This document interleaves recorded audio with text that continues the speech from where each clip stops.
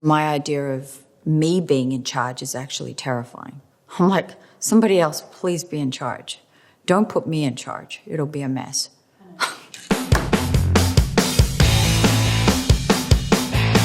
Moulin Rouge.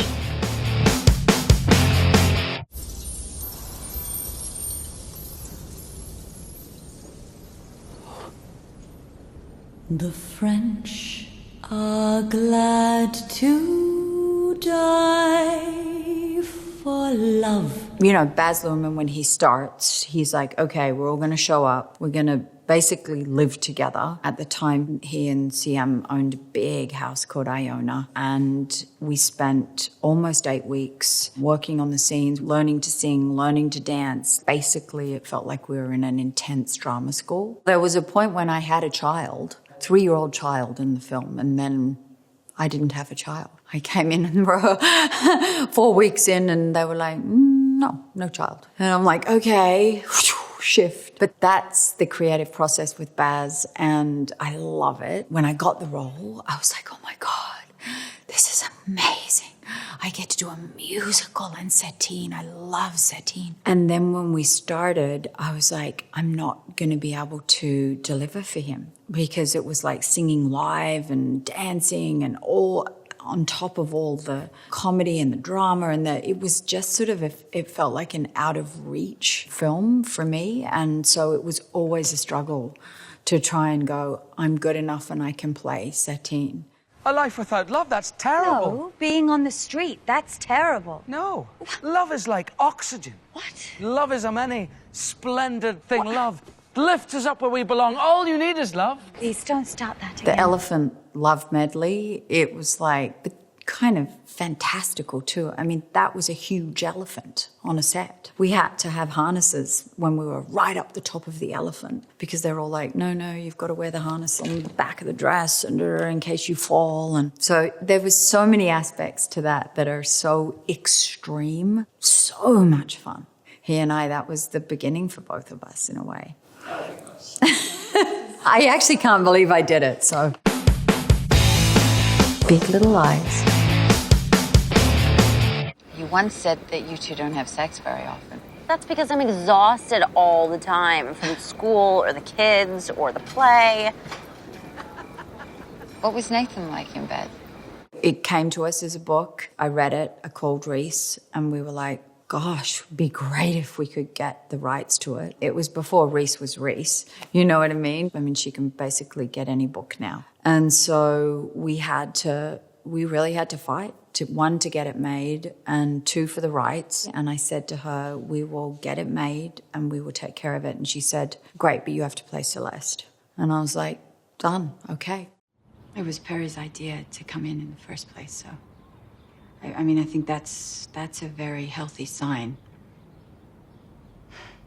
Don't you think that's positive, that he would want to come in? We all set out to make something that we thought would be entertaining, relevant, deep, touching. You know, we hoped, and then it kind of exceeded our expectations. So it was one of those joyful experiences where you go, this is better than we thought. Jean-Marc, who is not with us now, was so much a part of that. He just kind of gave each of us space and let us contribute. And then we have the next one that we did, which was Big Little Lies 2, and now we're going into prepping the 3rd season. It's amazing when something can span that long. And we're all very close. I mean, Reese and I now are, you know, everyone's completely changed. I mean, it's been almost 10 years, I think, since we made the first one. So that's insane. And we're all still friends, and it's all still a part of us. In the case,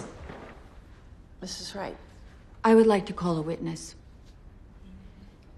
I don't think a character witness would carry much weight. This is not a character witness. He's handheld Jean-Marc a lot, so, you know, he's there capturing it. He was very open to everything that I would say and feel about, because so much of Celeste feels culpable. At first, I remember him saying to me, I said, because she fights back. Her ability to see it for what it is, which is why you needed those therapy scenes. Yeah, when he hurts me, I get the upper hand. The more he hurts me, the higher I go, the longer I stay, until then the audience is the fly on the wall. And it was so interesting. And Leanne actually said it when I met with her. She said, Celeste feels she's to blame because she will fight. And she will then say, no, it's me. I just thought that was so real. And then the flip of that also, when she finally thinks, I have to live, it's like, well, I can absorb what's happening because my boys are going to have the life they deserve. So, it's 80% good and 20% diabolical. Well, that's not okay, but for her to shift mentally to see that, she couldn't, because she'd be like, well, now it's good. He's here, we're eating, we're having dinner, he's such a good dad. And so I need to, and that is such a part of domestic abuse for a particular type of relationship. So it's going, I'll absorb this pain so my children have a good life. But as the therapist says, no, it will affect it's not a good life. They're going to see it, they will absorb it. Wake up, please, please, please. And that's what I loved about the authenticity of the series. The hours. It was just so beautifully written, and Stephen knew exactly what he wanted. He saw me in the Blue Room. I was doing that in London, which was a play I did. He offered me Virginia Woolf, which I was shocked at because I was like, to play Virginia Woolf, I'm right for the other character, but not Virginia. And he's like, no, that's the only part I'm offering you, and you're going to do it, and you're going to be great. And I'm like, oh, crap, okay. But it was just so good being able to fall into him. I didn't disappear. I went for a walk. A walk? Is that all? Just a walk? Virginia, we must go home now. Nellie's cooking dinner. She's already had a very difficult day. It's just our obligation to eat Nellie's dinner. There is no such obligation. No such obligation exists. Virginia, you have an obligation to your own sanity. I've endured this custody. Endured this imprisonment. I had Stephen Delane, who's one of the great actors. First of all, that's what you need when you're working together. It's always a together. And then I had a great director. I had Stephen Daldry. And I had David Hare, who wrote one of the great monologues from a book by Michael Cunningham. So there you go. You've already got your basis for something that could launch. But it was just so beautifully written. I mean, it's very strange when you walk into the river, and I had little stones in my pocket and big stones. I've said it before in a weird way where something comes along and it almost saves your life. So it was very, very good for me to play her psyche, and I don't know, it was the right time for me. And I lived in a little cottage outside of Richmond, and I just hunkered down and did it. And I didn't really, and this happens to me a lot, I don't have much of a life. I just do that, and that's my memory of it, is just literally that. Stephen was my lifeline. I was like, because it was, really kind of tenuous, shaky ground for me at that time. Practical magic. Thank God for Jet's belladonna. I'd never get any sleep. Why are you taking that stuff? I'm not using it. I'm just giving it to him every now and then, that's all. So you're drugging your boyfriend to get a little shut-eye? How did you come into practical magic? Sandy Bullock. I've read the novel and went, cool, I've always wanted to be a witch. And I want to be her sister. That simple. She's sharp. She's funny. And, she's very private, Sandy. You don't really know much about her, but she's just fantastic. I'm crazy about her. I have a sister, and she has a sister. So that thread is in there. Like the sisters, you've got each other's back, and we're together. And so Sandy and I both understood that and feel it with our own sisters. Yeah, my sister witch.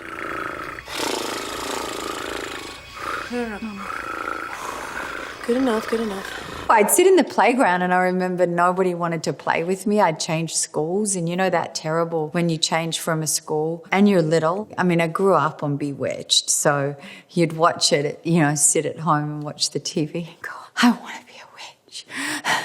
And I'd try to turn the teacher into a donkey, and I'd open my eyes and I'd be like, oh, she's not a donkey. But, you know, I just so badly wanted to, and I'd try to convince myself that I could do magic. Don't do that. We have fun doing it. Literally, the film, for what you see, that's what it was. The place we shot, it was all kind of magical. So maybe somehow that got into the film. There's some magic in that film. And I remember Sandy and I going, gosh, is this going to work? You know, it wasn't like, oh my gosh, it's sort of a sure thing. And it came out and it did okay, but it's amazing how films find their life after the fact. And that's exquisite when that happens. Eyes wide shut. And we talked about Helena. And yet, at no time was he ever out of my mind. What was it like working with Stanley Kubrick? Extraordinary. It changed my life. His understanding of the human condition and human beings and his extraordinary intelligence. It was just like being with someone that and knew so much about everything. It was more than just making a film. It was like, okay, someone's come into my life now who is extraordinary and is going to challenge me, help me, teach me. So he didn't want to be, and now he has spoken. You know, that sort of demigod thing was not going to work for him. He just wanted to be creatively working on things and trying to find the scenes. And that's how he approached it. And he would always try to demystify it and just make it kind of feet on the ground normal. He was always open to ideas and going, okay, well, what do you think? He would listen, like he would take 10% of what you think. 90% he'd be like, no, terrible idea. But he also had a rule that you were never allowed to shut something down when you threw it out on the table. A lot of our instincts, I think, as human beings is an immediate no. No, that's not good. And so he'd say, you have to wait. No one's allowed to say yes or no. You just have to mull it over. Any decision that's thrown out, and never ridicule. There was to be no ridiculing of an idea, which is so good. You're just trying things. My analysis of being an actor is rigidity doesn't work. To die for. The point is that, for instance, Connie Chung, who is married, I believe, to Maury Povich, the well-known interviewer, doesn't say, hello, this is Connie Povich with the news, now does she? It wasn't something that I would normally get cast in. Buck Henry wrote it. He wrote The Graduate. When I read it, I was like, this is so funny. And we discovered it, like even me flipping the sun onto the thing. It wasn't in the script. That was actually just while I'm doing the weather. So it was all kind of, it just evolved. And Gus was like, I love that. Keep doing that kind of thing. I remember Joaquin. It was just like, wow. And he was so young. He wasn't Joaquin Phoenix. He was Joaquin, you know. And Gus was like, this kid's really talented. You should see him. And we fought for him to do the film, to get them to cast him. Liddy? Yeah? Could you do me an enormous favor? Sure, what? Walter hasn't been out for hours. You're taking for a walk around the block. I was kind of in a place in America at the time where I'd come over, and I was like, okay, well, how do I, because I'd done so many indie films in Australia. So I was like, okay, well, where are the people that do that kind of filmmaking? Because I did Days of Thunder, which was big, Hollywood. Okay, this is how they make films in America. But then I kind of hooked up with Gus, and I was like, oh, right, this is very familiar to me. This actual filmmaking is what I know, where it's kind of scrappy, you're on the ground, you're hustling, you don't have a lot of money, you're trying to get it made. And also, as soon as you have Gus and Buck Henry together, I'd seen Drugstore Cowboy when I was in Australia, and I was just like, come on. I mean, that was like crazy. I mean, I would go and see art films. That was my thing. Like, what do you plan to do with your future, Lydia? I don't exactly have a plan. Well, you must have aspirations of some kind. What? A dream, a life goal. Is it true that you videotaped parts that were videotaped shot by yourself? Yeah, that was Gus. Come on, you're going to shoot it yourself. And I'm like, what? And he's like, yeah. Because he's very laissez-faire, you know, Gus. He's like, yeah. That's what I mean by that kind of indie filmmaking, where it's just like, come on, yeah, let's try this, let's try that. And I love that. So I'm like, okay, I'm up for it. Let's go. That's not a fluke for him. You know what I mean? It shows you how skilled he is because he knows what to do. I think a lot of times when you go, oh no, someone's just like, just try this. There's method to the madness. They know kind of what they're doing. It's just how to get you there. I always say you can't be a control freak as an actor. You just can't, because you're going in going, okay, let's go, let's try. So my idea of me being in charge is actually terrifying. I'm like, don't put me in charge. It'll be a mess. Dogville. His plan to make everybody like me has run into a few problems because nobody wants me to work for them. I would really like to offer something in return. You're all running a terrible risk having me here. I mean, I'm willing to learn. I came to it because I saw Breaking the Waves and I desperately wanted to work with Lars von Trier. We talked on the phone and I read Dogville. Everyone was like, what the hell? And he sent me the kind of these photos of what he was going to look like. And it was just the tape on the floor. And I was like, I love this. Perfect. Everyone else was like, well, that's just the kind of the mapping out. There'll be sets and stuff. I'm like, no, this is what it's going to be. Lars was Lars. And I was like terrified of him and drawn to him. And it was bizarre. There's the moment when they put this dog collar on me that was sort of a metal collar, and then we were filming, and I mean, it was so heavy and hard to get off, and I remember it being on and going, and Lars thought I'm acting, and actually I'm like,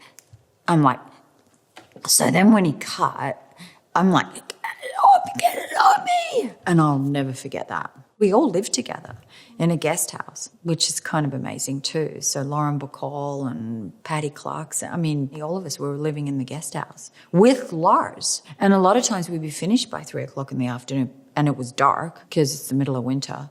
So there wasn't a lot to do. And I do remember sometimes we'd even finish earlier. Like he would shoot up until lunchtime. Then he'd go, well, we're done now. And so then I'd be able to put on my snowshoes and go walking in the forest. It would feed me and nourish me because it was, you know, it was kind of dangerous and weird as well at the same time. The others.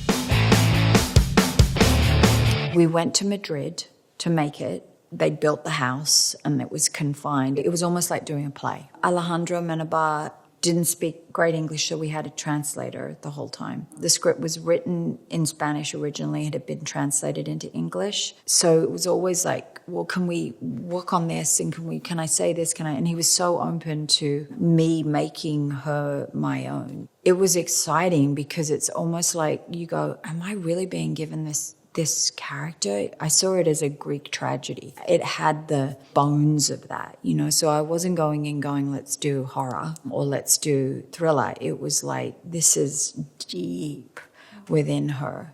Do you think that I would overlook such a thing and endanger the life of my own daughter? There's a lot of tension throughout the film, but as you said, it wasn't jump scares, it wasn't kind of like No, horror. it's It was insidious. subtle, and one of the most kind of like horrifying moments was when you look at the pictures towards the end of the film. Amazing.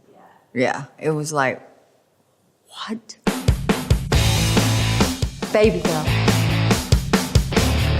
The film is primarily this woman's story, and she's a CEO and she gets involved with an intern at the company. I'm married to Antonio Banderas. I have 2 children. It's a crisis. It's an exploration of her sexuality and her secrets and her It's as Helena says, it's not just about sex, it's an existential crisis. I was inspired, it was new territory for me, but it was very, very sort of deep in the way it impacted me and the way we worked together on it. And obviously we had an amazing cast with us too, because we had Harris Dickinson and Antonio Banderas and Sophie Wilde, and she's just really exceptional, Helena. I saw her film Instinct. That was her first film, and I loved it. She sent me the script. It was called Baby Girl, and